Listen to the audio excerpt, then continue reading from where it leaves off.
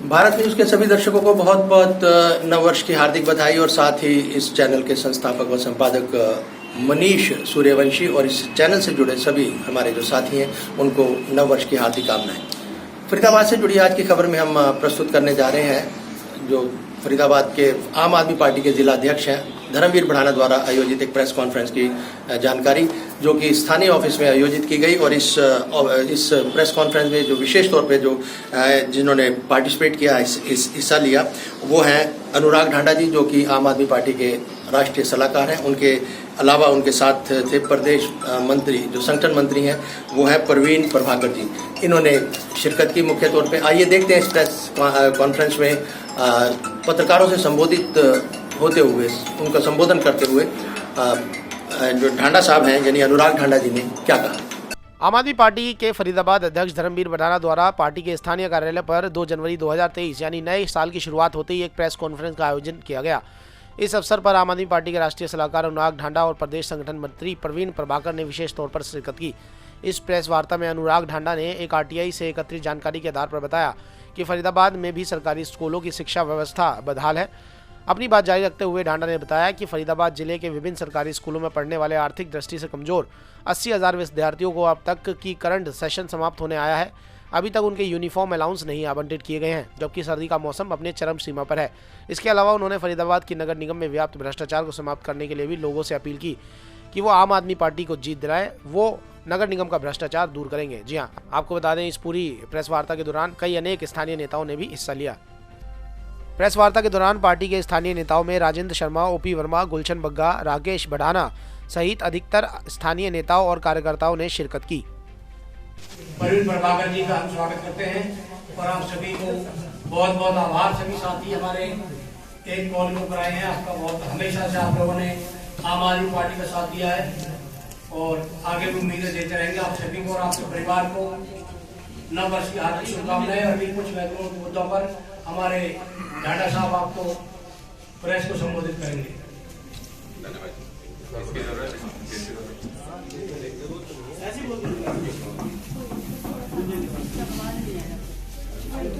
नए साल की सबसे पहले सभी मीडिया के मित्रों को बहुत बहुत शुभकामनाएं।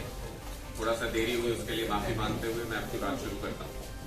बहुत ही महत्वपूर्ण मुद्दे पर आज हम ये प्रेस कॉन्फ्रेंस कर रहे हैं। जैसा हम देख रहे हैं कि पूरे हरियाणा के अंदर जो खट्टर सरकार है, बीजेपी सरकार है, वो शिक्षा के क्षेत्र में बहुत ही दुर्गति उन्होंने सरकारी इंफ्रास्ट्रक्चर की, सरकारी स्कूलों की हुई है। फरीदाबाद में भी इससे संबंधित एक बेहद गंभीर मामला हमारे संज्ञान में आया है जिसको आज आप लोगों के सामने रख रहे हैं।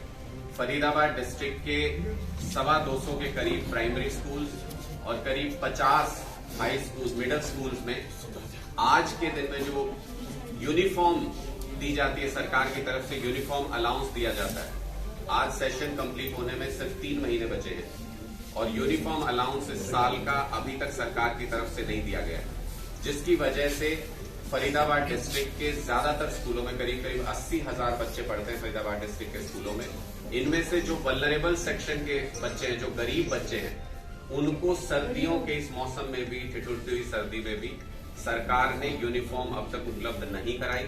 और जब वो इन छुट्टियों के बाद भी, जो सर्दियों की छुट्टियां होंगी, इसके बाद भी जब वो लौटेंगे तो बिना यूनिफॉर्म के वो अपनी किसी तरह से कमीज मैनेज करके किसी भी ड्रेस में, किसी भी कपड़े को पहन करके वो स्कूल में पहुंचेंगे।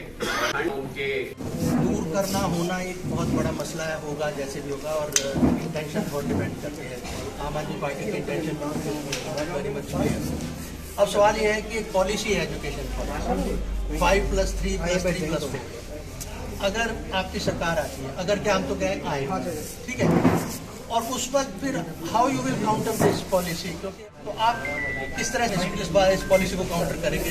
जो सुधार होगा तो वो पॉलिसी से ही होना ना जी, तो इस पॉलिसी को आप कैसे करेंगे? सर बेसिक पॉलिसी का जो सुधार, अब तो हम ठीक है। तो देखिए, शिक्षा के क्षेत्र में आम आदमी पार्टी ने जो काम किया वो दिल्ली के अंदर सब लोगों ने देखा।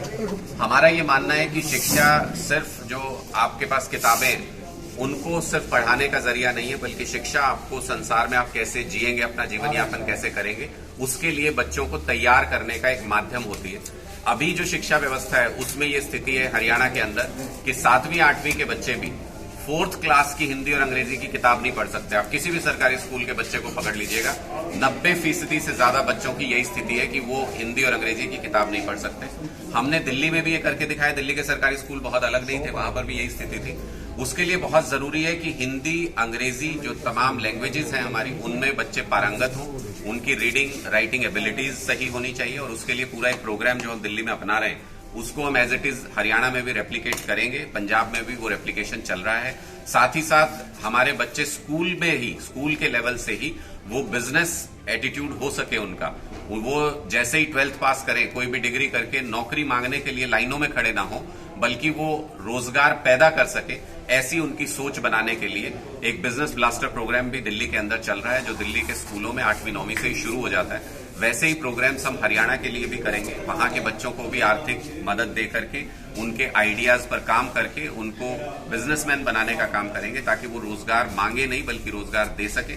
और साथ ही साथ और बहुत सारी ऐसी एक्टिविटीज हैं जिनसे बच्चों के स्ट्रेस लेवल को घटा के, उनके एजुकेशन लेवल को बढ़ा के भारत को एक विकसित देश बनाने की दिशा में हम कदम उठा सकते हैं। जो स्कूलिंग के बाद जो एजुकेशन इसका जो कॉलेज का है, जैसे इन्होंने 4 साल कर दिए, तो उस बारे में क्या सोच रहे हैं? या उस पे सर उस पे एक ओवरऑल हमारी जो पॉलिसी है वो, हाँ, उस पे एक ओवरऑल पॉलिसी हमारी नेशन वाइड पॉलिसी के ऊपर विचार चल रहा है, जो हम दिल्ली में हमारी पूरी टीम उस पर लगी हुई है एक्सपर्ट्स की, उसको बनाने में अभी लगे हुए हैं। और नेशन वाइड उसका अनाउंसमेंट होगा। जहां भी आम आदमी पार्टी की सरकार आएगी वहां पर हम उस पूरी एजुकेशन पॉलिसी को लागू कर सके, ऐसी एक एजुकेशन पॉलिसी जो पूरे देश में समान तरीके से बच्चों के लिए कामयाब साबित हो सके, ऐसी एजुकेशन पॉलिसी ड्राफ्ट की जा रही है पार्टी की तरफ से, उसको नेशन वाइड अनाउंस किया जाएगा। Thank you very much. देखिए, मैंने ये आपको बताया कि फरीदाबाद नगर निगम के किन मुद्दों पर आम आदमी पार्टी चुनाव लड़ेगी और किन मुद्दों को हम प्रमुख तौर पर इस चुनाव में उठाएंगे, वो हम एक अलग से प्रेस कॉन्फ्रेंस करके आपसे पूरा ड्राफ्ट अच्छे से साझा करेंगे कि किन मुद्दों पर चुनाव हम लड़ने जा रहे हैं। साथ ही साथ एक बात जो महत्वपूर्ण है वो मैं आपको बता सकता हूं कि जो फरीदाबाद के आम लोगों के मुद्दे हैं उनके ऊपर आम आदमी पार्टी चुनाव लड़ेगी। अभी तक किसी न किसी और बहाने से, किसी नेता के नाम पर, जात पात के नाम पर, इन सब चीजों पर चुनाव होता था, वैसा चुनाव आम आदमी पार्टी बिल्कुल नहीं लड़ेगी। जो आपकी दिन रोजाना की समस्याएं जो फरीदाबाद के लोगों की हैं, चाहे वो कूड़े से जुड़ी हुई हो, चारों तरफ फरीदाबाद में कूड़ा फैला हुआ आपको नजर आ जाएगा, चाहे वो भ्रष्टाचार से जुड़ी हुई समस्याओं की, आप नगर निगम में अपना काम कराने जाते हैं तो बिना पैसे के कोई काम होता नहीं है। इस तरह की जो तमाम समस्याएं जिनसे रोजाना आप रूबरू होते हैं फरीदाबाद के लोग, उन्हीं मुद्दों पर आम आदमी पार्टी अपना चुनाव लड़ेगी। सर, भ्रष्टाचार की अगर आप जैसे बात करें, भ्रष्टाचार को लेकर खुद आम आदमी पार्टी समारोह के घेरे में आ जाती है, जैसे इसको लेकर क्या कहेंगे? जैसे कि अगर शराब घोटाले की हम बात करें, भले चल रहा है, जांच है, वो जांच में है, क्या है शराब घोटाला? और दूसरी चीज सर, मैं आपको वही बता रहा हूँ, एक जो मनी लॉन्ड्रिंग के केस में जैन साहब जी भी हैं, वो भी क्या है मनी लॉन्ड्रिंग का केस? मनी लॉन्ड्रिंग का केस सर आप ही को ज्यादा बेहतर पता होगा इस चीज के लिए। मैं तो आपसे पूछ रहा हूँ। मैंने तो आपको बताया, जेल में भगत सिंह बोला जा रहा था। ये एक तस्वीर बनाने की कोशिश की जा रही है। अगर आप किसी से भी ये पूछ लेंगे कि किस केस में सत्येंद्र जैन जी अंदर है, वो केस नहीं समझा पाएंगे। अगर आप किसी से भी ये पूछ लें कि ये शराब घोटाला जो कहने की कोशिश की जा रही है वो है क्या, कोई नहीं बता पाएगा कि पैसा क्या है, कहाँ पैसा गया है, कोई नहीं बता पाएगा आपको। क्यों? क्योंकि सिंपल सी तरीका, एक हवाला कारोबारी को पकड़ के कोलकाता से उठा करके, हवाला कारोबारी का सबको पता है कि अगर पुलिस उस पर हाथ रखते, आप जो बुलवाना चाहेंगे तोते की तरह बोलेगा, उससे एक बयान लिखवा करके सत्येंद्र जैन जी को अंदर कर रखा है। 3-3, 4-4 बार कोर्ट ने डांट फटकार लगाई एजेंसी को। जब उनको जमानत होने वाली थी, जब उनको छोड़ने वाले थे, तो जो लॉ है उनका दुरुपयोग करके एजेंसी ने कहा कि जज को बदल दीजिए। ऐसा भी हुआ वहां पे, और अभी भी लगातार तारीख पे तारीख ले रही है एजेंसी, क्योंकि उनके पास कोई पुख्ता सबूत नहीं है, साबित करने के लिए कुछ भी नहीं है। मनीष सिसोदिया जी साजिश है या इसको कमजोर करने की? निश्चित तौर पर ये राजनीतिक साजिश है। मनीष सिसोदिया जी के केस में भी इन्होंने कहा कि शराब घोटाला हुआ, शराब घोटाला हुआ। जब उसकी चार्जशीट फाइल की गई, जब उसकी FIR दर्ज की गई, उसमें मनीष सिसोदिया जी का नाम ही नहीं है। यानी पहले कहते रहे मनीष सिसोदिया जी गिरफ्तार करेंगे, गिरफ्तार करेंगे। मनीष जी ने कहा कि करो गिरफ्तार, अगर है हिम्मत तो मनीष सिसोदिया जी केस से ही बाहर हो गए। तो मुझे लगता है ये सब कुछ भारतीय जनता पार्टी के लगाए हुए आरोप, उन्हीं के आरोपों के आधार पर जांच एजेंसी जांच करती रहती है। हमने तो खुली छुट्टी दे रखी है, हमारे हर नेता जो है वो तैयार हैं कि आप बड़े से बड़ी एजेंसी लेके आइए, जांच कीजिए, अगर हमने भ्रष्टाचार किया तो हमें अंदर कर दीजिए। लेकिन फरीदाबाद में भी, मैं फरीदाबाद से संबंधित भी बता दूं, यहाँ सैकड़ों करोड़ रुपए का घोटाला हुआ, नगर निगम में भी भ्रष्टाचार हुआ, आप सबको मालूम है, खूब उस पर प्रदर्शन हुए। किसी एजेंसी को क्यों नहीं दे देते ईडी या सीबीआई को ये जांच? क्यों नहीं एक बार ईमानदार तरीके से अपने नेताओं के खिलाफ जांच करा लेते? जैसे ये रेड मारते हैं, मनीष सिसोदिया जी के घर पे रेड मारी, सत्येंद्र जी के यहाँ पे रेड मारी, दीवारों को खंगाल के देखते हैं, बिस्तर फाड़ के देखते हैं, वहां कुछ नहीं मिला इनको। किसी एक छोटे से बीजेपी नेता के यहाँ क्यों नहीं एक बार रेड मार लेते? पता चल जाएगा कहाँ पे काला धन सारा कहाँ छुपा हुआ है। तो ये सारे पॉलिटिकल एलिगेशन आम आदमी पार्टी इनसे घबराती नहीं है।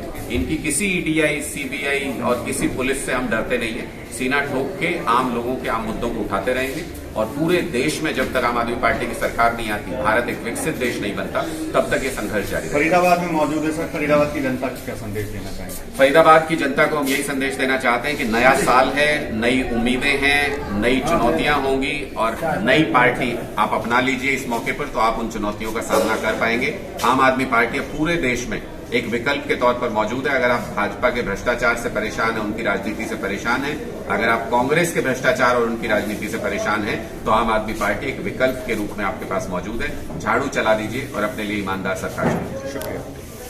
तो फरीदाबाद से थी ये आज की रिपोर्ट, फिर मिलेंगे, नमस्कार।